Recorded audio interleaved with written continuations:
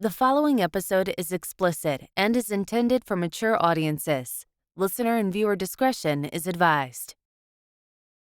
Hey everybody, it's Nathaniel Avila reporting from Dallas County, and I'm here with Clara Avila, also reporting from Dallas County. and are the cats with us? The cats are here, walking around. Oh, just drinking. So what are we talking about today, Clara? I have no idea. Because you didn't tell me before we started. No, we're still talking about Blitz. We haven't finished Blitz. We're still talking about Blitz? We're still talking about Blitz. Just do the second episode? Yeah, we just talked about like that storyline. Oh, there's more? Well, we haven't talked about the non-canon Blitz yet. Great. Okay, part 3 Blitz episode. Right. Before we doing that, it's still October, and they said that we're gonna get the next episode of Helluva Boss sometime this month, but October's almost done. Do you think it's gonna be a Halloween episode? It's possible. So do you think it's gonna wait for the last minute like they did the last short? They just wait till the last month. Wait till the last minute of the month. Last week of the month. Why not? You know. Okay.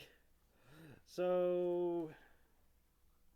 Okay, so let's talk about let's go into the non-canon version of Blitz. Do you like the canon version of Blitz? The canon version of Blitz is fun. Yeah, Okay. He's fine. Right, because he keeps on. He's kind of a bit self-destructive though. Yeah, he keeps on being mean to everybody. So let's talk about the design and the non-canon. All right. So we know that Blitz is a slim imp demon with a distinctive appearance, right? Mm-hmm. He is sporting a pointed tail, wide proportioned hands, and painted feet with boot-like heels. Mm-hmm. Now his narrow arrow-shaped head is adorned with curved black and white shaped horns, black spines run down between them and down the length of his tail.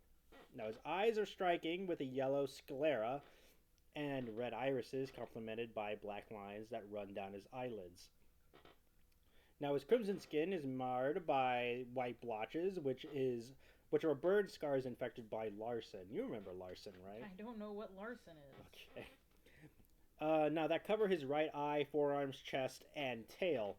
Now, in the official canon, do we know that those are burn marks, or is it just part of his design? We know that those are burn marks because of the episode where they show the fire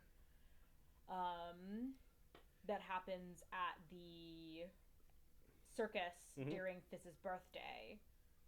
That's how we know that they're burn marks. Okay. Because he previously didn't have them as a kid. Because we've seen him as a kid in the episode where Stolas gets him as a playmate. Mm-hmm. And then we also know because Fizz has his entire face, save for his nose, is all of that white. Because he was burnt more heavily. Right. And he that part of his nose is safe because he was wearing a clown nose at the time. Right. So that's how he got the burn marks in the canon. In the canon. And not from some guy named Larson. Not from some guy named Larson. Okay. In the canon, he got the burn marks because of the fire that he caused. That Fizz caused? No, that Blitz caused. Okay. In his anger. Yeah. So. Or jealousy, perhaps. Yeah, and he also has like a heart-shaped skull symbol on his forehead. Yes. Now, Blitz's typical attire includes tattered black-collared coat with red buttons down his midsection, along with black boots, and match the shape of his feet. He wears a large black gloves that feature yellow eye symbols on his wrists and around his neck. He sports a red skull pendant or charm, and this outfit combined with scars and dramatic coloration gives him a rugged, somewhat wild appearance. So, yeah. Now, Blitz possesses enhanced durability, right? Mm-hmm. Now, while not on par with the hardness of Hell's Sinners, which is impressive for an imp, now he is what is called an arc imp. An arc imp. Yeah. Now, he has heightened resilience to damage, allowing him to withstand extreme punishment that would typically incapacitate or kill a normal imp. Now, though imps are the most fragile of demons and can be killed by non-holy weaponry. Mm-hmm. Now, Blitz demonstrates an ability to recover quickly from severe injuries and trauma. Now, one of these notable traits is complete resistance to fire, a standard ability for all imps, allowing him to walk away from situations involving flames unscathed. Mm-hmm. Blitz also has displayed incredible durability with other instances. Now, he once fell from the top floor of a hospital without suffering any injuries while fighting Robo-Fizz at Lululand. Mm-hmm.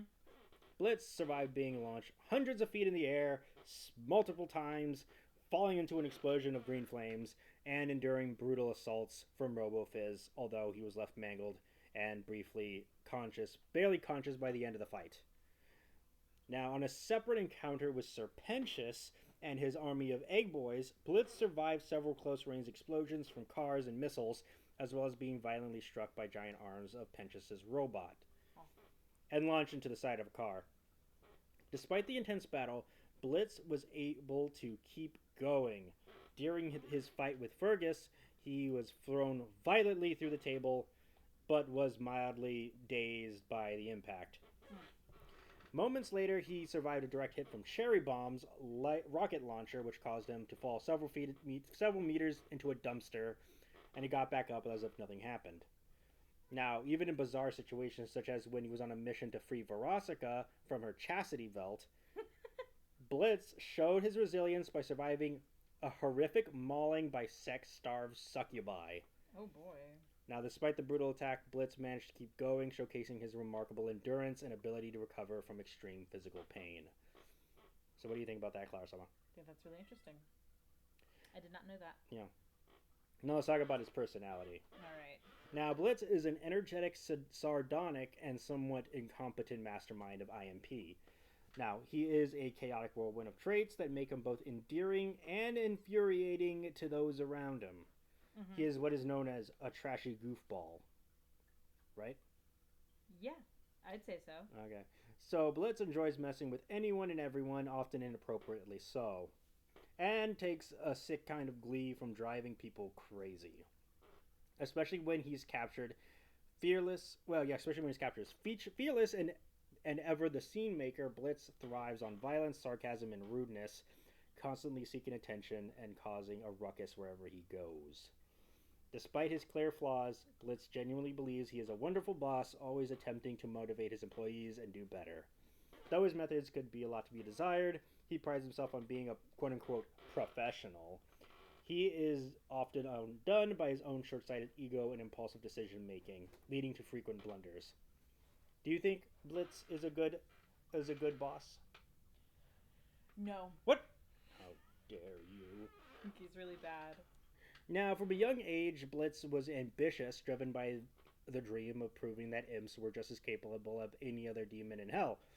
This ambition shaped his desire to rise in hell's hierarchy, a wildly optimistic dream for someone who has a standing as an imp. Right, Clara? Mm-hmm. Now, his previous relationship with pop star Verosica Mayday might even be seen as part of this ambition. Oh. Seeking relationships with high-status demons to boost his own standing. Yet, despite his bravado, Blitz's self-confidence is largely a facade. Beneath it lies an inferiority complex that gnaws at him. He is keenly aware of his failures, particularly his inability to succeed without relying on others, and his insecurity often manifests in the form of overconfidence, denial, and pushing people away when they get too close to the truth. Oh. Do you think that's true, Clara Summer? Yeah, that sounds extremely accurate. That's kind of like where they are at right now with Stolas. Mm-hmm. So, Blitz's delusions about IMP's celebrity status in hell are another symptom of his need for validation. He believes that the company is widely known and respected, only to be affronted when he discovers that hardly anyone has heard of it. Now, his boasts are thinly veiled acts of denial and hiding the truth that he is desperate to prove himself as more than just a lowly imp. His past experience of rejection and ridicule, especially when trying to start his own solo business, have left deep emotional scars, fueling his fear of abandonment and failure. This fear drives him to push away from someone who gets close, leading to a cycle of broken relationships, such as with Verosica, so as an example. Now, this cycle, Blitz is terrified, will repeat with his employees Moxie, Millie, and his adopted daughter, Luna, leaving him alone once more. Do you think that'll happen, Clara? Do you think he'll be alone once more? I don't know. I don't think that's where it's going right now. Okay. We do know that they know how it's going to end. Yes, we do know that. So, Blitz is amoral side is one of his defining traits. And he doesn't shy away from violence or cruelty, especially when it comes to IMP's contracts. He has a disturbingly high tolerance for murder, taking pleasure in brutalizing his targets, even children. We know that. What? How dare you? This ruthless, borderline sadistic streak is balanced somewhat ironically by his protective instincts toward his employees. Despite his abusive and disrespectful treatment of them, Blitz sees Moxie, Millie, and Luna as his only real family. That sounds right. Now, threatening them is one of the few things that can enrage him, as shown as when he rushed Lucifer with a knife after the King of Hell threatened to imprison IMP. He even vowed to protect Luna from Alistair if things went south, despite her clear frustration with his overprotectiveness. Do you think Luna can handle Alistair? Do I think Luna... I don't know how many people can handle Alistair. I don't think Luna is an exception. Yeah. Do you think Alistair is going to be do a major switcheroo on Charlie and be like, I was never your friend. I was just using you. Yes. You think that's going to happen? I do think that's going to happen, yeah. Now, Blitz's complicated relationship with love is one of his more tragic characteristics, Clara. He's just a certified lover boy, certified cinephile. Wow. That was all nonsense. What do you mean that was all nonsense? How is that nonsense? I don't know what that is. You don't know what is? A lover boy? You don't know what that is? No, I don't know why you've said those words in that order. Because he's a lover boy. No. Because we're talking about his romance relationships. But what does being a cinephile have to do with that? I don't know. It sounded cool. Okay. And it was also from a Curtis Connor video. Oh, well, there we go. Thank you for telling me the source. You're which welcome. is what I asked for in the first place. No, you asked me why did you say it in those ways. I said, what? Did I not ask what that was? Maybe. Okay. So, anyway, Blitz, he longs for the kind of deep emotional connection he sees in Moxie and Millie's relationship to the point of obsessively stalking them in private moments. Now, his adoption of Luna is another side of his deep desire for family and connection, even though he struggles to express his emotions in healthy ways. His desperation for love is painfully evident when he casually admits that no one has ever truly loved him, and his devastation when Luna coldly tells him that he isn't her real father and doesn't need him as heartbreaking. Ouch. That's mean, Luna. So, Blitz's inability to reconcile his fear of intimacy with his desire for it keeps him trapped in a cycle of loneliness, constantly driving away those who care about him. Ultimately, Blitz's motivation is driven by two conflicting forces. One, his dream of proving himself in Hell Society and his deep-seated need for love and acceptance. Now, his tragic flaw lies in his inability to navigate the vulnerability that comes with love, leading him to sabotage his relationships. Even as he fears being abandoned, Blitz may see himself as a capable, high-status imp, but deep down he is plagued by self-doubt and a fractured ego, and a profound loneliness that fuels both his cruelty and his desperate need to protect those he considers family. Dang. So what do you think, Claire? Do you think Blitz good guy? Non-canon Blitz good guy? So far, non-canon Blitz sounds pretty similar to canon Blitz. Okay. So anyway, let's go back to his abilities. He has a very deceptive physical strength, right? So as an arc imp, he is possibly one of the strongest imps in Hell, especially from the Wrath Ring's perspective, where physical prowess is highly valued. One of the most significant indicators of his strength was his tie against Stryker, an imp who prides himself on being the strongest in hell during the Harvest Moon Festival. Mm-hmm. Now, this battle showcased Blitz's impressive physical capabilities as he nearly overpowered Stryker and even managing to punch a hole through a wall in the heat of their fight. Blitz has demonstrated the ability to wrestle fully grown humans to the ground with ease, even when he doesn't have the element of surprise. His strength extends to lethal force as he's capable of killing humans in a single blow with his melee weapons and can effortlessly decapitate them using nothing more than a hunting knife. Now, during his fight with Stryker, Blitz momentarily gained the upper hand, physically overpowering the assassin, which speaks volumes considering Stryker's reputation in Hell's top physical imp. Another notable feat is Blitz's ability to wield and carry around his bazooka, aptly named My Wiener. Nice. No, it's not nice. Oh. It's very crass. What? Sorry. No, it's not nice. It's very crass. It is very crass. My goodness. I can't believe something like this would be in this R-rated adult television show. Yeah, it's not good. Terrible. Yeah, I let my 5-year-old watch it. You don't have a 5-year-old. Well, I'm being like a parent. Oh, if you're being a parent right now, then yeah, go ahead. Let your 5-year-old watch it. See what happens. I'm pretty sure those exist. Oh, I'm sure that is true. What do you think about people who bring kids into like these Helluverse panels? Why? That's what I think. I think why? Why are you bringing them? And why do they have intimate knowledge of the show? Yeah, right. As like they watch it? And why are they asking Blake Roman what he was thinking, what his inspiration was while he was doing the moaning lines? Which was a real thing that happened. That's very interesting. Which is a real thing that happened, Uh-huh. and Amir Talai had to tell him that he didn't have to answer it. Mm-hmm. Because he was obviously uncomfortable. Yeah. Yeah. Well, some people just like to see people be uncomfortable, and I think that's probably where that lies. So this kid did that. I think that the parents encourage this kid to do that. Oh, it'll be funny. It'll be funny to see. Exactly. Like, yeah. Exactly my thought. Yeah, and he's like, oh, it's a TikTok prank. Letting my kid watch a MA-rated show prank. Mm-hmm. Anyway,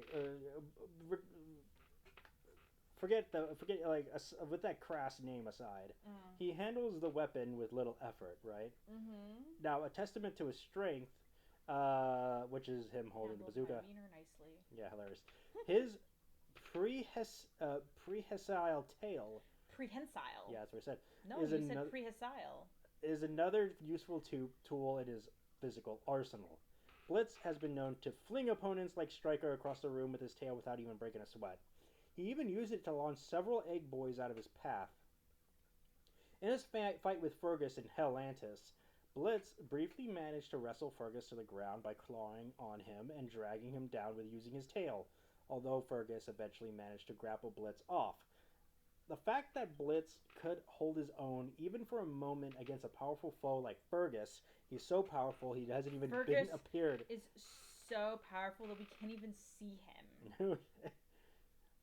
Well, it speaks to his surprising strength in combat, or whatever. Now, Blitz boasts a combination of high pain tolerance and supernatural reflexes that make him a force to be reckoned with, Clara. Mm-hmm. Even the most dangerous situations. Now, his ability to shrug off injuries is nothing short of remarkable.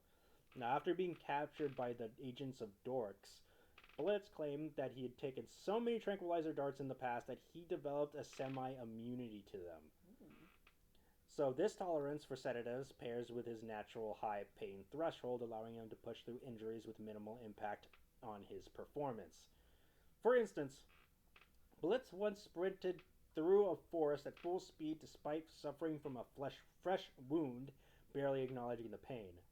Additionally, after being shot in the arm with a shotgun. He continued to use the injured limb in combat, though he eventually required a sling during his recovery. His ability to endure physical pain makes him a resilient and stubborn fighter, often pushing himself beyond the limits of what other imps can handle. On top of his durability, Blitz possesses supernatural reflexes that have been sharpened by his countless missions with IMP. His reflexes are lightning fast, allowing him to react to threats at a moment's notice. Now, Blitz's skills were on full display when he casually caught a rogue arrow mid-flight with his eyes closed, showcasing his almost instinctual combat awareness. Right, Clara? Mm-hmm. He's even proven fast enough to dodge bullets, such as when he evaded most of Martha's gunfire during an IMP contract. You remember Martha, right? I so remember Martha. Now, and when he clearly shoved Moxie out of the way of a net cannon just in time. Blitz's reflexes are further demonstrated during his battle in a Lust Ring nightclub that we mentioned earlier, where he faced Fergus and Angel Dust. Despite the chaos of the fight, Blitz was able to react quickly enough to barely dodge the supersonic blast from Fergus's robot arm cannon. Now, a feat that showcases ability and heightened awareness even in high-stakes combat. So, yeah. Now let's talk about his dimensional travel. Fantastic. Thanks to Stolas's Grimoire, Mm-hmm. which is a powerful spell book that allows him to traverse different realms, primarily the mortal plane. Now, this ability is crucial to IMP's operations, enabling them to perform their illegal assassination contracts on Earth. With the Grimoire in hand, Blitz can lead his team from hell to the human world, facilitating their deadly business with ease. Now, using the magic of the Grimoire, Blitz can also create portals that serve as gateways between dimensions. By utilizing a pentagram as a medium, he can open these portals, allowing for quick and efficient travel between hell and other realms. Now, these portals are instructional in enabling IMP's various missions, as they provide instant access to the human world and other dimensions from their assassination jobs. Now, Blitz's mastery of these portals is vital for the team's success and crossing the boundaries between hell and the mortal realm. So that's all good and great. So, what do you think about Blitz's abilities so far? I think we covered all of his abilities. I mean, at least he's not overpowered. Like Vox? Like Vox. Vox, who had like a bajillion... a bajillion powers. A bajillion powers. Like any of the V's, really. Well, I'd say that the powers that he's got make sense for him. Yeah. I wouldn't say they're more powers. But personally, I wouldn't really call them powers. They're just kind of things that he has. Like a high pain tolerance. And technically being able to travel the dimensions isn't really a power of his. He just can do it because he's got Stolas's Grimoire. Yeah. And it has other stuff like high pain tolerance. What was it? The other one? Like agility? Just really strong. Reflexes. High reflexes. Good reflexes. Strong. A prehensile tail. This is the shape of his tail, yeah. Which looks like every other one. So let's talk about his ability as a marksman. Yes, his marksman. He's a demonstrated masterful accuracy with firearms. We've never seen that before. So, and he rarely misses a shot unless he faces an equally skilled opponent. Not like while protecting Stolas at Lululand, he wielded a sniper rifle with incredible precision, landing several headshots with pinpoint accuracy. His proficiency with firearms, especially in high-stress situations, make him a deadly adversary. And when it comes to hand-to-hand combat, Blitz's strikes a balance between Millie's brute force and Moxie's finesse. He uses a combination of firearms in close-quarters combat, often leveraging his speed to take down opponents much larger than himself. A favorite tactic of his is to blitz his opponents by climbing into their backs. Get it, Clara? Because his name is Blitz. Uh-huh. Using his ability to either shoot them at point-blank range or deliver a lethal blow with a knife.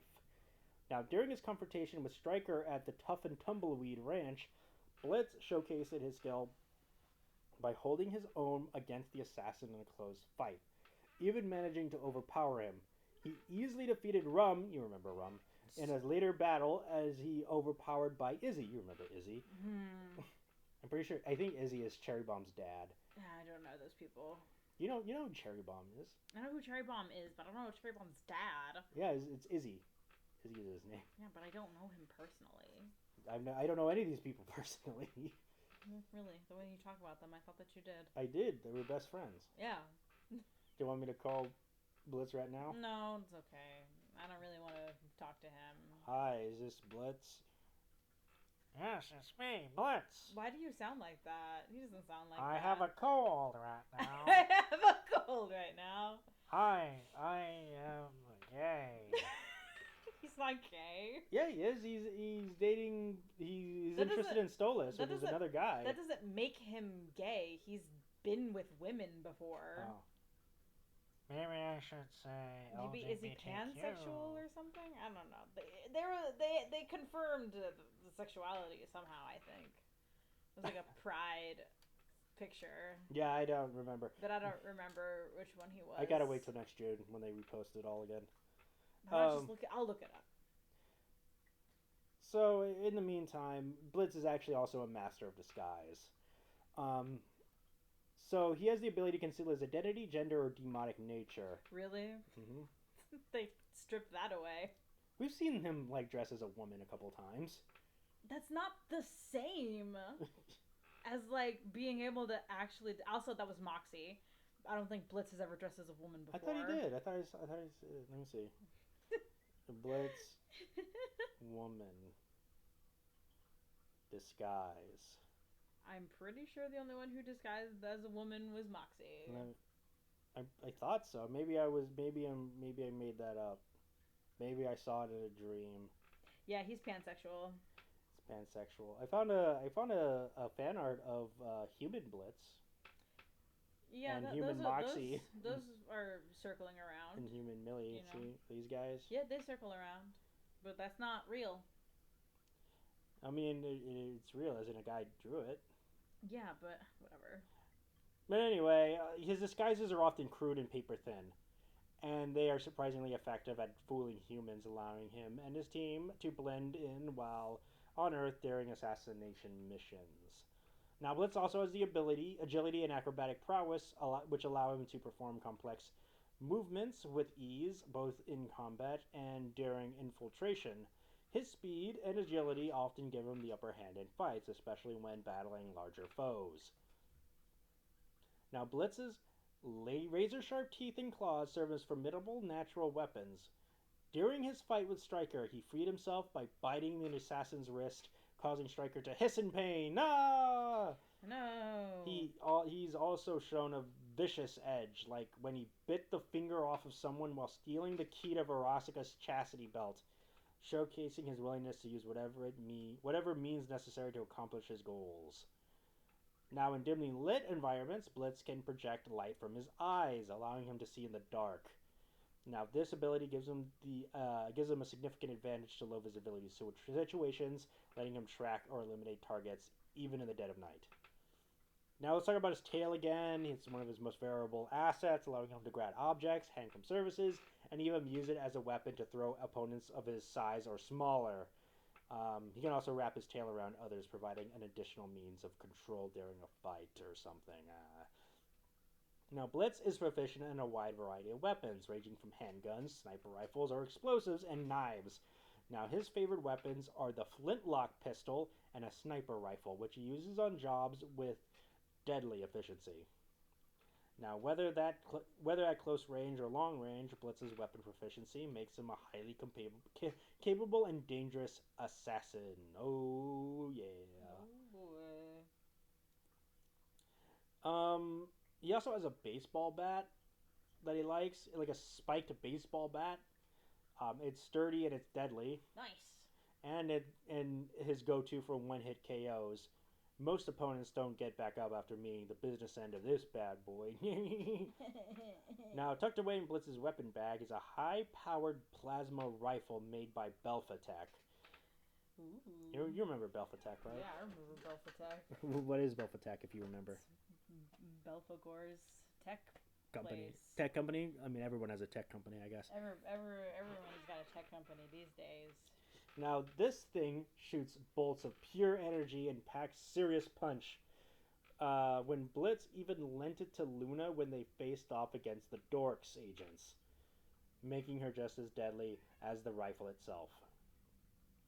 Now, Blitz's favorite tools for hand-to-hand combat are his trusty serrated knives. He's got a special talent for using these bad boys to fatally stab his enemies in the back of the head or take them out with a quick decapitation. There's go-to when things get bloody up close. Oh yeah. He also carries 2 sleek golden revolvers in his emergency bag. Get it? Yeah, I get it. Quick draw, quick kills. These beauties are a stylish way to get the job done. Oh yeah. And what's more fun than explosives? Nothing. Blitz. What? Excuse you. I said nothing's more fun than explosives. How dare you? Blitz's carries several grenades in his bag, often combining them with a good swing of his baseball bat to launch the explosives straight at the enemies. Talk about a home run. Whoa. Now, Blitz doesn't mess around when it comes to firepower. He's got multiple assault rifles ready for action, not just for him, but for his teammates as well. Blitz is always prepared to unleash some serious chaos. Oh, yeah. Now, his weapon of choice for firefights is classic flintlock pistol that Blitz loves to use when engaging in gunfights or finishing off his talents in style. The actual thing is actually an M1855 Springfield pistol. And then we got the bazooka called My Wiener that Blitz whips out only in the most intense situations or when he feels like showing off. Now, this beast of a weapon is several times bigger than Blitz itself, and he fires missiles labeled the Puss Destroyer. That's not funny. I think it's funny. It's very crass. I think it's incredibly funny. Now let's talk about his Remington 887. Blitz briefly used this shotgun to blast the Dork's agent before tossing it over to Moxie. He then leaped onto another agent and naturally shot him in the head with an identical shotgun. He later used it to stun Scorpius when the Hellhound got a little too close to Moxie. I thought it was a cat. Whatever. When Blitz needs precision, he pulls out his scope sniper rifle. Whether it's a long-range shot or a close-range kill, this rifle gets the job done with deadly accuracy. Oh, yeah. Have you found the photo yet?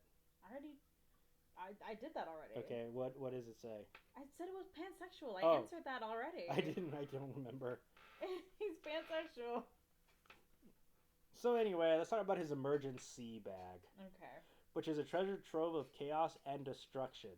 Always packed to the brim with outrageous array of weapons to help him on the job. Inside you'll find everything from pistols, shotguns, and a submachine guns to a Belfitech assault rifle that fires energy bolts. Of course, no Blitz loadout will be complete without his trusty serrated knife, a spiked baseball bat, and several grenades for when things need an extra boom. Oh yeah. Oh boy. So he also has a bottle of water stashed in there as well. That's good. It's always important to have water. Yeah. Now let's talk about his weaknesses. All right. I assume there are many. Well, he's despite being a demon, he's actually developed an intense fear of hellfire. Mm-hmm. After being burned by Larson. You remember Larson? Yeah.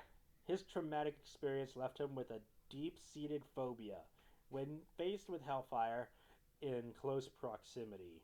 Blitz is prone to severe panic and freezing up a reaction that's notably out of character for the usual fearless imp. Mm-hmm. Now, this phobia has been shown to completely disarm him during intense situations, such as his confrontations with Missy Zilla and Izzy, where the mere sight of flames caused him to lose his usual composure.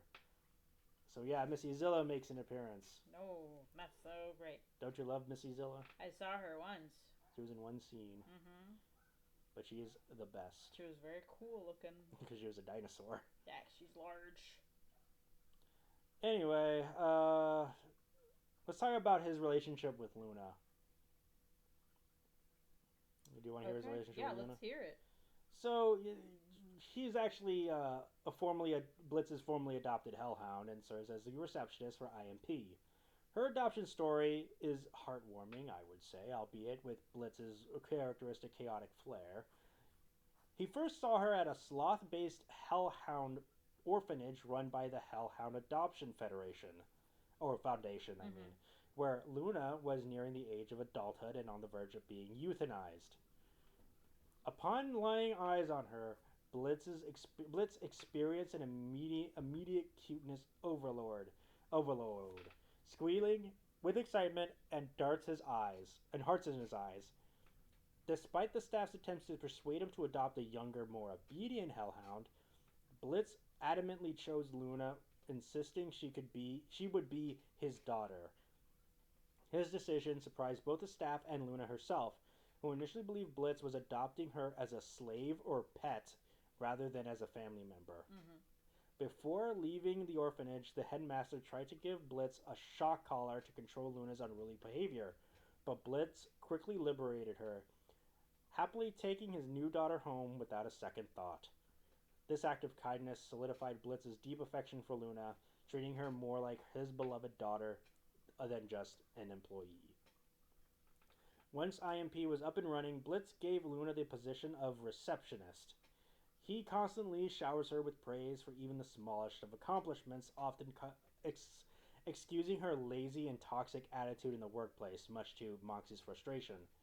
Blitz's affection for Luna goes beyond mere words, and he enjoys buying matching outfits for them both, proudly posting their coordinated looks on his Sinstagram account, though Luna is often embarrassed by it. Now, Blitz is also overprotective of Luna, showcasing his skepticism about her developing crush on Vortex, which, Luna, he's taken, dude. He's taken, girl. He's taken, girl, by Beelzebub. By Beelzebub. And apparently that's okay. Yep, apparently that's all good. It's all good. Stolus, though? No. No. No, it's bad. Stolus dating an imp? Terrible. Terrible. Sin dating a hellhound? That's fine. Acceptable. A Sin dating an imp? That's also fine. Also fine. That's cool. But not an Ars Goetia. Not an Ars Goetia. And an imp. And an imp? That's never. no good. No good. No good. Anyway, at one point, Blitz even worried about Luna catching HPV, seemingly forgetting that she already has syphilis. Yeah. Does she have syphilis in the canon? I don't remember if it happened in a canon episode where she was like, "Is it a cure for syphilis?" Then I don't want it. Okay, she wants to have syphilis. I know there's an episode where they go to No, because it was a box of spiders. She was asking for a cure for syphilis, and he was like, "No," but it was a box of spiders. Okay. And I don't remember if that was in the canon episode or not. Okay. But in the non-canon, she has syphilis. Yeah. Despite his overprotectiveness, he was initially aghast, but eventually proud when he saw Luna aid Millie in rescuing him and Moxie from dorks, impressed by her fighting skills. While Blitz treats Luna with genuine fatherly affection, smothering her with love and concern, Luna doesn't often return his sentiments. She tends to show animosity towards his affection and finds his overprotectiveness frustrating, although Blitz seems blissfully unaware, or perhaps he chooses to ignore it. However, they do share rare moments of positivity and mutual appreciation. For example, Luna cracked a small smile when Blitz defended her against Moxie's criticism, and smiled again during a group hug Blitz initiated with her, Millie, and Moxie. Now, deep down, despite her outward attitude, Luna does appreciate that Blitz adopted her and gave her a home when no one else would. Isn't that nice? Yeah. Although she tends to hide her feelings, Luna occasionally refers to Blitz as her father, but usually interrupts herself or makes excuses for it, revealing that she may care more for him than he lets on. Do you think she cares? Than she lets on. Do you think she cares for Blitz? I do. I think she does. Let's talk about Barbie Wire. Oh boy, Barbie Wire. Now, who was Blitz's twin sister? Yes. And they shared a close bond during their childhood. However, their relationship took a tragic turn after a massive falling out, which led Barbie down a dark path of drug addiction. This estrangement is a source of deep sorrow and pain for Blitz in the present as he continues to carry the emotional weight of their broken relationship. Although the details of their fallout are unclear, and even in the non-canon we don't know, Blitz's acquaintances suggest that the rift was largely his fault. Yep. That's what it would seem. Yeah, many have warned him not to seek Barbie out again, fearing that he might ruin her life even further as he did in the past. This leaves Blitz torn between his guilt and his desire to reconnect with his sister, despite knowing that it might cause her more harm. Now, despite Barbie Wire's hatred towards Blitz, he still cares deeply for her. His protective instincts are evident as he once threatened Izzy, you remember Izzy, Yeah. when it seemed like his sister's well-being was at risk. This complicated relationship showcases a vulnerable side to Blitz, revealing that beneath his chaotic and abrasive behavior, his love for his sister remains strong, even if it's unrequited. Do you think they'll ever make up, Clara? I sure don't know. It seems unlikely, No! but you never know. Now, as for Moxie, he is an employee of Blitz, often finds himself at the receiving end of his boss's sarcastic jabs and relentless teasing. Mm-hmm. Blitz frequently makes Moxie the butt of the jokes, dismisses his concerns, mocks his personal life, especially his sex life with Millie, and invades his privacy by constantly stalking him and Millie, even while they're intimate or sleeping. Yep. Despite the harsh treatment, Blitz clearly values Moxie's contributions to IMP and has on more than one occasion expressed how glad he is to have Moxie on the team. Although Blitz's treatment of Moxie can be abrasive, he does show a protective side when it comes to his employee. He has insist. He was incensed when Verosica and her crew assaulted Moxie after he tried to reason with them, showing that beneath all the ridicule, he genuinely cares. And during a dangerous altercation with Stryker, Blitz almost accidentally shot Moxie under Stryker's influence, but his reaction was immediate and fierce, biting Stryker's arm and punching him in a fit of rage to protect Moxie. Yeah. Isn't that nice, Clara? It's very nice. Now, Blitz also shows concern for Moxie's well-being when Lucifer sends IMP on a suicide mission. Oh no! To take out the Hazbin hotel crew, That's right. which we talked about. We talked about that so much. Great length. At great, extensive length. Which Clara said it was the best show. It was the best storyline. I sure did not. Why? I thought you loved the storyline. Let's just keep going. Okay. So Moxie, he is a guy.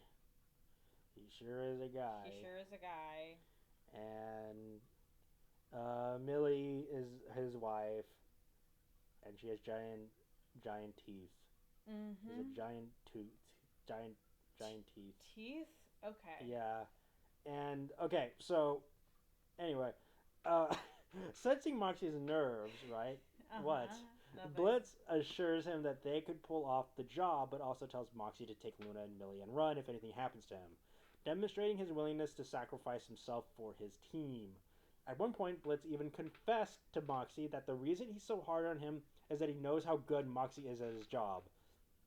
Blitz wants him to stop worrying about what others think and take pride in his work, revealing that his tough exterior is really born out of wanting Moxie to succeed and recognize his own talents. When Moxie seemingly died during IMP's third attempt to kill the Hazbin hotel crew, Blitz was devastated by the loss of his teammate and plunged into grief. He even dove into the ocean of envy to try and save Moxie from drowning after he was gravely injured. Shortly after Leviathan's demise, Moxie miraculously revealed that he had survived somehow, much to the shock and joy of Blitz and Millie. Both were overcome by emotion, bursting into tears and hugging him, revealed beyond measure that Moxie had survived the ordeal somehow, some way. Now let's talk about Millie, Clara. Mm-hmm. Let's talk about Millie. Now, they share a mostly positive relationship, with Blitz showing her more open affection than he does with Moxie. He often compliments her on her impressive skills as an assassin, refers to her with pet names, and goes out of his way to offer her aid during battles, whether it's providing weapons or water. This more positive treatment likely stems from Millie's tendency to go along with Blitz's often bizarre and reckless ideas, making her a favorite of his. Blitz has a particular habit of stalking both Millie and her husband, Moxie, even intruding in their private moments. Now, he's been known to fantasize about having a threesome with them. Yep. Now, unlike Moxie, however, Millie doesn't seem to mind these intrusions. She tends to laugh off Moxie's behavior, not considering it a big deal. Her laid-back attitude towards Moxie's behavior. Blitz's behavior. Blitz's behavior. Now, her laid-back attitude towards Blitz's antics helps maintain the generally positive dynamic. Do you think we would see them have a threesome with each other? You know, I'm not gonna say that it won't happen because it could, but I think that the probability is low. No. Anyway, let's talk about Spindle. Yeah, let's talk about Spindle. Yeah, who was Blitz's mysterious pet horse and guardian with a bond that went deeper than a simple pet owner relationship. That's right. Blitz has adopted her after she rescued him from a kidnapping, and from then on she became his protector. However, Spindle's persistence was enigmatic. She often disappeared for long periods, only reappearing when Blitz truly needed her. Blitz adored Spindle and regularly left coffee on his windowsill for her, a small token of his affection. Yet he was often frustrated by her tendency to leave without explanation and her mysterious behavior. Unsure why she followed him so closely, yet remained so distant. In their final conversation, following Solus's death, Spindle appeared outside of Blitz's window to offer comfort in his time of grief. However, the moment turned somber when Spindle calmly began to scold Blitz for his destructive tendencies, reminding him that many bridges he had burned and his habit of running away from his past mistakes. Oh, also, I guess Spindle can talk. I thought it was just a no, Spindle can talk. I think we've mentioned that before. Okay. I thought it was just a regular horse. No. Anyway, when Blitz attempted to apologize, she cut him off, reminding him that actions speak louder than words, urging him to mend his broken relationships while he still had a chance. Overwhelmed by emotion, Blitz broke down in tears. What a puss. Oh my gosh. Wow. Oh no. Wow. What? What did I say? What did I say, Chloe? What? If you guys can't tell, I'm staring at him. Very approvingly. Staring at him disapprovingly. Approvingly. She's nodding her head. Because every day. She's giving you a thumbs up. Every day I say some words and he says, oh, you can't say that. You can't say that. What? And then he says stuff like this. And expects everything to be fine. No, This is hypocrisy. No, I said puss, Clara. It's not a curse word. That's a bad word. No, it wasn't. It means cat. Nathaniel. Where was I on? Oh yeah, he was crying. Fine, sure.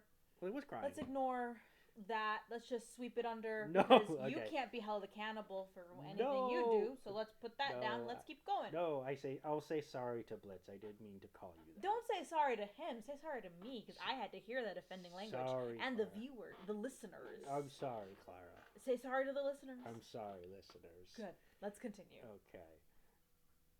So he's in tears, right? He's in tears. And he's crying. So Yeah. he pleads with Spindle to guide him on how to fix things, admitting that he only seems to take everything worse for people around him. Spindle, with a gentle yet firm tone, urged him to have courage and warned that if he didn't confront his guilt, it would destroy him from the inside. As he started to fade away, Spindle reassured Blitz that she would continue to watch over him until the appointed time. What does that mean? I guess we'll never know. Blitz, distraught, questioned what this meant. Spindle nuzzled him lovingly, expressing her deep love for him before fully vanishing into the sky. In her final moments, Spindle took the form of Blitz's deceased mother, smiling warmly down at him. Devastated, Blitz desperately chased after her, begging her not to leave him. Grappling with the realization that his mother was truly gone, the emotional weight of his departure left. Blitz shattered, struggling to accept his final and profound loss. So yeah, Spindle was actually his mom the whole time. That's crazy. Do you think we'll see that in the actual canon? Well, we haven't seen Spindle at all, so I don't know. They have 2 seasons. I think it would be pretty interesting if Spindle appeared. If all of a sudden Spindle shows up and they're like, "Whoa!" And then she'll be like, "I'm actually your deceased mother." I'm actually your deceased mother watching over you. Now, let's talk about Fizzerolli. Let's talk about Fizzerolli. Yeah. Now, they were actually inseparable best friends, him and Blitz, treating each other like brothers. They bonded over their shared admiration for Mammon, the king of greed, and spent countless hours dreaming of starting their own business together. Their goal was to prove that imps were just as capable of any other demons. However, their relationship took a tragic turn over time as Fizzerolli became increasingly consumed by greed and developed a blind loyalty to Mammon, especially after the king offered him a job at Lululand. This loyalty to Mammon sparked a massive argument between the two friends, effectively ending their long friendship, Clara. That's right. Now, Fizzerolli, now more focused on his ambitions, own ambitions, told Blitz that their childhood dreams were nothing more than childish fantasies and that their business could never have succeeded. These harsh words left Blitz deeply bitter and hurt, feeling his determination to prove Fizzerolli wrong by starting the business on his own. Unfortunately, Blitz faced failure after failure, while Fizzerolli received widespread love and adulation at Lululand.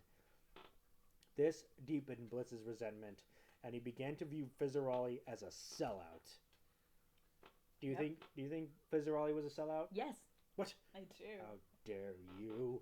Now you need to apologize to me for that insulting language. You're the one who said it. That he was. I said, "Do you think Fizzerolli is a sellout?" And I said yes. That's not offending How language. dare you? Explain yourself. Why is he a sellout? Well, because he literally sold his friend out. What? No. Yeah, he Yes. turned his back on him. Oh yeah, for the Muns, hun. Yeah. Okay. But unbeknownst to Blitz, Fizzerolli's success came at a devastating cost. Fizzerolli was eventually betrayed, tortured, and mutilated by Mammon's servants, leaving him a shadow of his former self. Desperate and near death, Fizzerolli tried to call Blitz for help, but Blitz, having severed all ties with his former friends, refused to answer. Dang. This act, though unintentional on Blitz's part, led Fizzerolli to deeply hate Blitz, believing he was just as responsible for abandoning him as Mammon was. Well, You don't agree? no. Why? I mean, he told him that his dreams were meaningless. Yeah? And completely turned his back on him. Yeah. And then expects him to answer when he calls after all of these years. I assume years. Yeah, I guess. But That's anyway. just not how it works, honey. Oh, no. So in the present day, Blitz... But I get it. Oh, you get it? No, I get it. He's, not in a good space mentally. So, Yeah. of course, he's going to equate that to being like, oh, I hate him because he abandoned me, even though he's the one who abandoned him first. Oh, no! Now, in the present day, Blitz is uneasy about the prospect of running into Fizzerolli again. And his anxiety is amplified when Fizzerolli mocks him and calls him a total disgrace, specifically ridiculing his love life. The tension between them builds up until their long-awaited confrontation in Chapter 5, The Tunnel of Lust. Ooh. In this heated encounter, Fizzerolli violently attacks Blitz, angrily accusing him of, and I quote, leaving him to die, referencing the time Blitz ignored his desperate calls when Fizzerolli was limbless and near death. Blitz is genuinely confused by the accusations, not understanding the full extent of Fizzerolli's suffering, which only enrages Fizzerolli further. After venting his fury, Fizzerolli storms off, leaving Blitz baffled and without answers, deepening the unresolved tension between them. Isn't that nice, Clara? Yeah, that's super nice. No! Let's talk about Lucifer a bit. Alright, Lucifer. Now, at some point after returning from Purgatory, Lucifer became aware of the disruptions caused by Blitz and IMP on Earth, which included being caught on high-quality security cameras by a paranormal investigation group, which we see also in the canon. Yes, but I don't. They're not. I guess technically they're a government branch. Yeah. As opposed to just a paranormal investigation group. Yeah, and even though Has that gotten back yet? That hasn't come up again, right? It came up again in the most recent episode. Okay. During Verosika, the apology tour, I think, because they... Yes. Blitz sends them an apology basket. And did they accept the apology basket? I don't remember, and I don't remember if there was more. We did see them again when the cherubs. I don't remember what episode that was. I don't know if it's the Dork's latest appearance was in the Mission Chupacabra, the last short. I haven't seen that one yet. Okay. I haven't watched it yet. Oh goodness. So anyway, furious over these disturbances and wanting to make Blitz suffer, Lucifer sent his goons Tip and Dash to capture him. Great. Love Tip and Dash. Yeah. Once Blitz was brought before the King of Hell, Lucifer made him an offer. He would pardon IMP for all their crimes and disruptions if they agreed to kill the Hazbin Hotel's patients and staff, including excluding the founder, Charlie. Fearing for his life, Blitzø tried to lie his way out of the situation. Blitzø. Yeah, Blitz. Claiming that he had left IMP entirely and even offering to perform fellatio on Lucifer for an exchange for his freedom. What? So him. Anyway, however, Blitz unintentionally provoked Lucifer by insulting his wife, Lilith, which set the King of Hell off.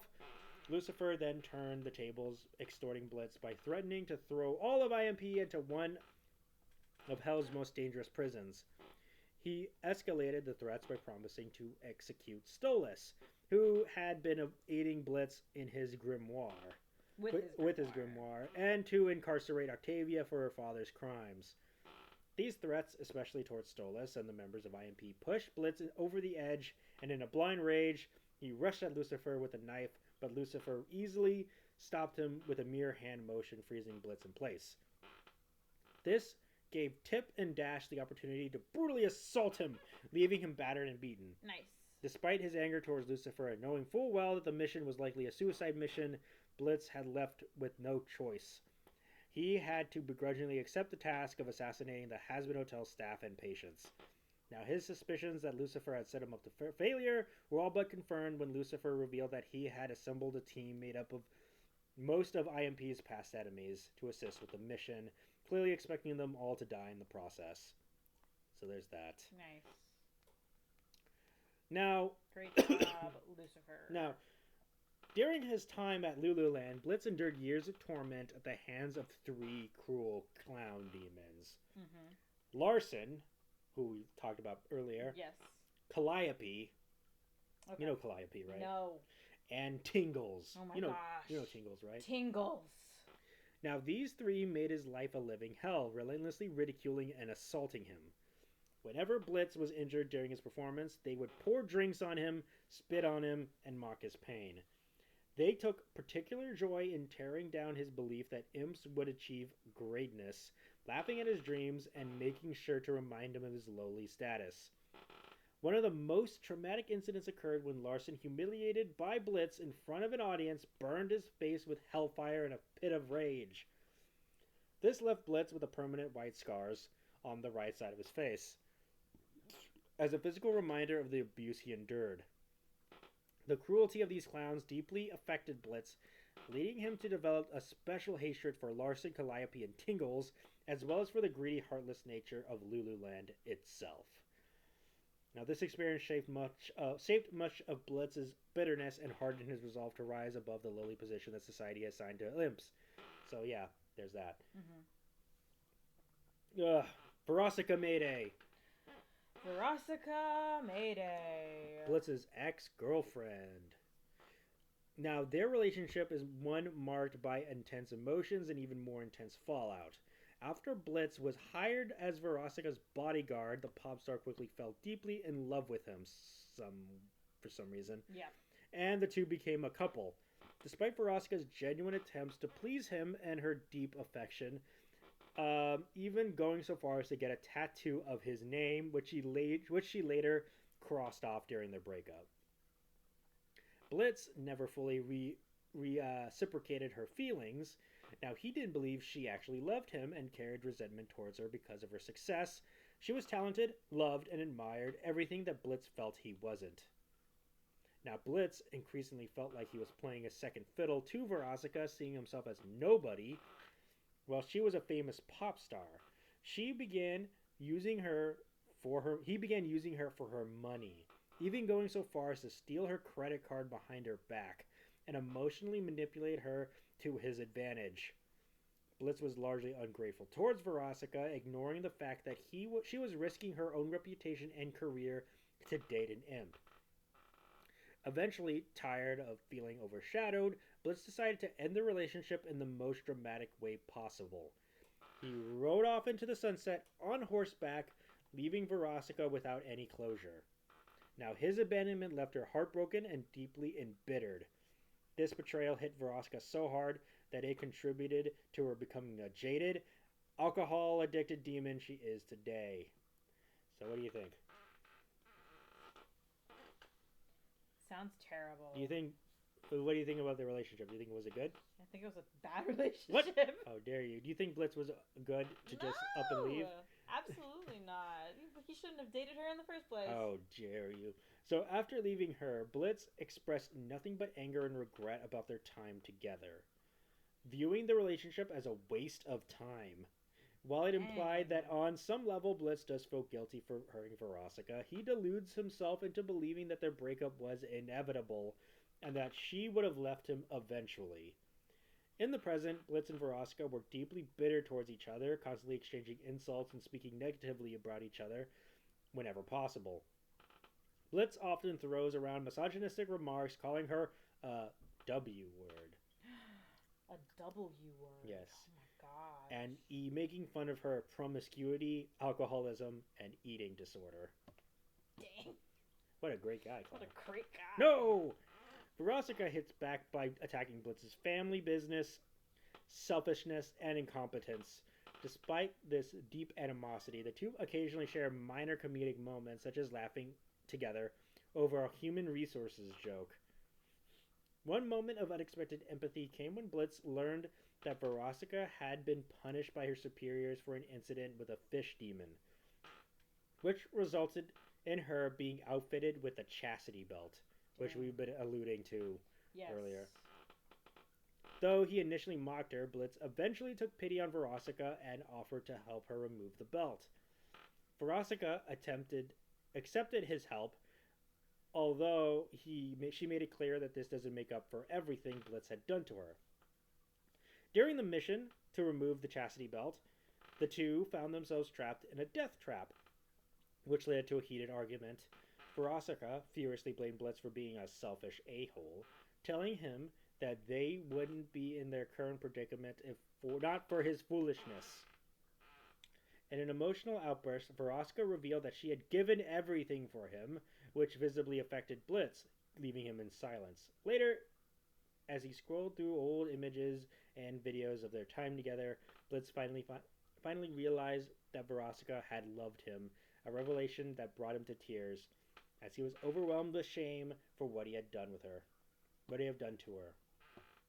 The next moment, Blitz attempted to apologize to Verosika for everything he had put her through, but he found himself unable to properly express his remorse.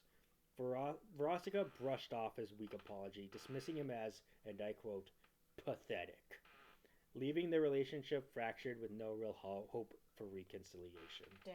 Isn't that sad, Clara? Yeah, that's sad. Now, let's talk about Scorpius.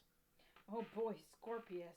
Now, he was initially one of Blitz's enemies, gradually became a brief ally of his over time, although their relationship started off on rocky ground. The first two crossed paths when Blitz and Moxie were captured by Scorpius's forces. The Lord of Wrath needed their services to assassinate an uprising, threatening his master's reign. But from the start, Blitz and Scorpius quickly developed a mutual dislike. Blitz wasted no time mocking the Hellcat's low intelligence and his poor leadership over Wrath, calling him names like Edgelord and the Big Idiot to his face. Blitz also concocted a risky plan to steal Scorpius's holy axe for the job they were tasked with. Despite Moxie's warnings that would be a bad idea, Blitz was confident that they could return it without Scorpius ever realizing it was gone. However, When they did return the axe along with a gift basket, Scorpius was already furious, having discovered its disappearance. Enraged, Scorpius swore to brutally murder both Blitz and Moxie. Mordor. Yeah, vowing to decorate his fortress with their innards. When Lucifer assigned past adversaries to IMP to assist with the mission to kill the Hazbin Hotel crew, Scorpius was among the group. He made no secret of his desire to exact revenge on Blitz and Moxie for stealing his axe, despite the fact that they had assassinated his rival and returned the weapon. At one point, Blitz caught Scorpius attempting to murder Moxie in their sleep, and swiftly intervened to stop him. However, things began to change after Millie befriended the Hellcat. Millie convinced Scorpius to try and befriend the rest of the crew, which started to soften his animosity. Their relationship took a more positive turn when Scorpius became more cooperative, when Blitz ordered Scorpius to devour a bouncer at the Lust Ring Club, or led an attack on Leviathan. The Hellcat complied without question, showing his willingness to follow Blitz's orders. Isn't that nice, Clara? Yeah, that's super nice. Now let's talk about Charlie. Oh boy, let's talk about Charlie. Now, she is the Princess of Hell. Yes, as we have mentioned many a time before. Yeah. And was also Blitz's former enemy and eventually begrudging ally, until their relationship became severely estranged when Charlie learned the truth behind IMP's activities and their connection to Stolas. Initially, Blitz seemed interested in Charlie during her announcement of that Hazbin Hotel at the 666 newsroom, watching with a devious smile. Despite this, he was also referred to her as a, and I quote, dumb butt. That's nice. For believing that redemption was possible in hell. When Blitz and Charlie eventually confronted each other in the Envy Ring, Blitz held her and her crew at gunpoint, intending to kill all of her friends as part of a suicide mission Lucifer had forced IMP into. Blitz was offended when Charlie had no idea who he was or what IMP did, despite his belief that they were, and I quote, famous. During his confrontation, Charlie challenged his morality, stating that she would save her kingdom from Leviathan, and if Blitz had any goodness in him, he would let her do so. Blitz, while initially insisting there was no goodness inside him, was affected by Charlie's words, and after remembering Moxie, he decided to abandon the mission and join her in stopping Leviathan from flooding the Seven Rings. After joining forces to stop Leviathan, Charlie eagerly offered Blitz a position at the Hazbin Hotel. But Blitz laughed off the offer, expressing his cynical belief that neither he nor sinners could ever be redeemed. Despite this, after Leviathan's defeat, when Fergus reminded Blitz that he and IMP would most likely be targeted by Hell's higher-ups, Blitz and his team reluctantly agreed to join the Hazbin Hotel crew, if only for protection. Charlie, however, was ecstatic, proudly claiming that IMP would be their new friends. And Clara said she really wanted to see that. I really don't want to see that. She wants to see. I really don't want to. I really don't. You don't want to see IMP join the Hazbin Hotel? No, I think that they should stay separate. What? Why? What do you mean, why? I just think that they should say separate things. I don't have a good reason for it. But anyway, the dynamic between Charlie and Blitz was one of optimism versus cynicism. Charlie embodied hope and idealism, while Blitz served as a sneaky realist, delivering harsh truths to keep Charlie grounded. Despite their differences, there were moments of positivity between them. Charlie often encouraged Blitz to repair his broken relationships and face his past. In one poignant moment, when Blitz was on the verge of an emotional breakdown, he confessed to Charlie about his fear of turning people away. She provided comfort, assuring him that it was never too late to make things right, wrapping an arm around him in a rare display of support. However, things took a dark turn when Charlie overheard rumors about Stolas' deal with IMP, especially Stolas' provided his grimoire in exchange for sexual services. Oh, so Charlie wasn't happy with that. She wasn't into that. Blitz definitely confirmed the rumors, which infuriated Charlie. Oh no, she went all demon form, Clara. Oh no. She got like the horns came out. Right, Clara? Oh no. Now, she was not only angry about Stolas' deal, but also with IMP for their frequent murders of humans on Earth, which only worsens the Pride Ring's overpopulation and risks exposing hell to the human world. I'm pretty sure we already know about it. Yeah. This incident severely strained the alliance between IMP and the Hazbin Hotel crew, with Charlie vowing to make Stolas and IMP pay for their crimes. Dang. It's brutal. So, I guess that didn't happen. I guess they didn't stay part of the hotel for long, Clara. Yeah. Because Charlie kicked them out. As of right now, and in the non-canon, which is never going to be completed because it's non-canon, it remains unclear whether Charlie still cares for Blitz after discovering his deal with Stolas. She has since kept her distance, avoiding interaction with Blitz, Stolas, and other members of IMP, and leaving their relationship in limbo. So that's where it kind of ends. I don't know. That kind of doesn't really seem like her. That she would just kick him out, and then Yeah. she'll be like, "You exchange. You will pay for your crimes. You have a deal with Stolas to use his grimoire for sexual services. Not in my hell. Get out of my hotel." This is Charlie. It starts with sorry. Yeah. Yeah, I know. Doesn't sound like her. Yeah.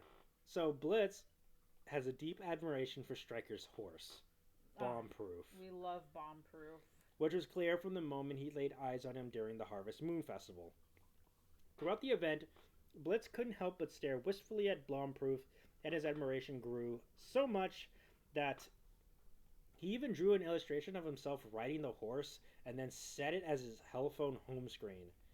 This admiration became a full-blown dream come true when, while searching for Moxie after his capture by the Underground, Blitz finally got the chance to ride Bomb-Proof. The moment was nothing short of pure elation for Blitz, as he had long fantasized about this, and riding Bomb-Proof brought him uncontrollable joy. Isn't that nice? Yeah, that's very nice. Anyway, let's talk about Octavia. Let's talk about Octavia. Now, they share a largely neutral acquaintanceship, at least from Blitz's side. Mm-hmm. He doesn't seem to harbor any strong feelings towards her, but it's claimed that Octavia dislikes him for sleeping with her father, Stolas, particularly blaming Blitz for ruining her family, her home and family. Yep, her family, her home, and her family. Yeah, both of them, all three of them. All three, her home and her family and her home. Her home family and her home family. And her family and her home. Yeah. And her family. However, in a moment of vulnerability after traveling to the Dark Tapestry, Stolas made a heartfelt request to Blitz. The Goetia prince asked Blitz to take care of Octavia in the event of his destined death, telling Blitz that despite everything, he was the best person Stolas knew to look after her. I mean Octavia. Yeah. Blitz, fully aware of Octavia's dislike for him, begrudgingly agreed, casually saying that he was fine with quote-unquote babysitting her if it came to that. It was a rare moment of honesty from Blitz, acknowledging the complexity of the situation, but showing that he was still willing to help for Stolas' sake. And that ends our retrospective on Blitz. Wow, 3 whole episodes.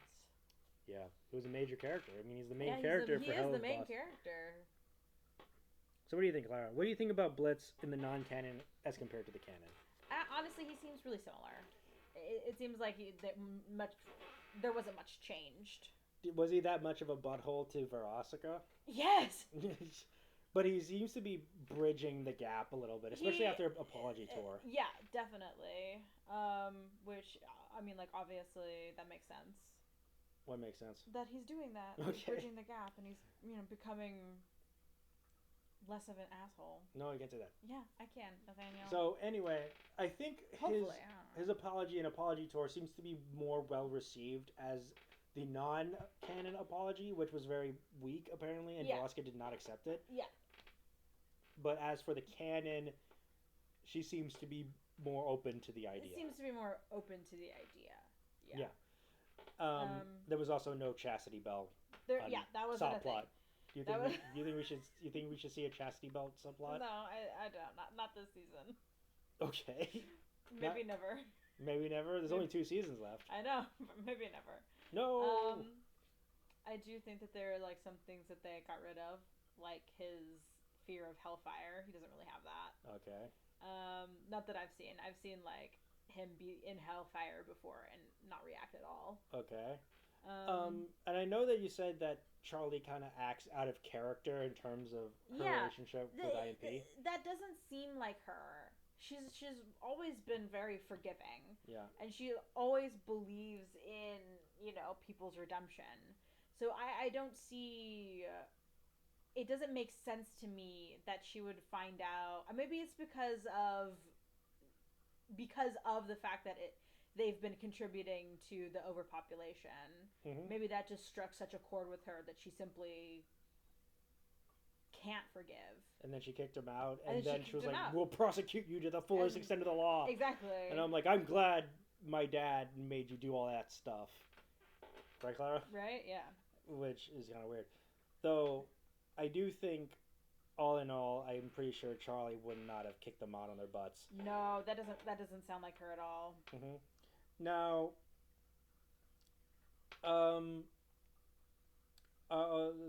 moving on, I remember I have a little update for you, Clara. Oh, a little update for me? About that one person who made that figurine of, what's his name? Figurine? Yeah, who plays Serpentius and Adam? What's his name? Alex Brightman. Alex Brightman. She made Brightman, a figurine of Brightman as his character from as Dewey from School of Rock, with him with Adam's guitar, and she said she was gonna give it to him. So she just did that this weekend. Oh, this week. Exciting! And fun. he liked it, obviously. Yeah. And she also made another figurine of Charlie and Vaggie at Disneyland. Cute. Which was pretty cool. I reached out to her to see if she has like a shop or something, because I would love to buy one. But she hasn't responded. I assume that's gonna be expensive. But she hasn't. But she hasn't responded. She hasn't responded yet. Okay. But anyway, that's pretty much the story of Blitz. Thank gosh, it's over finally. So, what's your favorite Blitz moment? My favorite Blitz moment definitely has to be probably when he adopts Luna. My favorite part is when he killed that guy. Oh, one of the many times. Yeah. Yeah. When he killed the guy. When he killed the guy and he killed the other guy. Yeah, of course. So yeah, that's the story of Blitz. I've been Nathaniel Avila. And I've been Clara Avila. Goodbye. Thank you so much for listening. We have to promote the show. Okay. We have to say the name in the title. You always skip past that part in the beginning. And I forgot to say it. Okay. Because we were so on track. And I was like, oh my gosh, okay. Well, thank you so much for listening to another episode of The Devil in the Details, where we talk about all things Hazbin Hotel and Helluva. We're going to catch you in the next one. Bye. Bye. Thank you for listening to a Vision podcast, home of wacky talkies, The Kingdom, Evil Exists, and many more.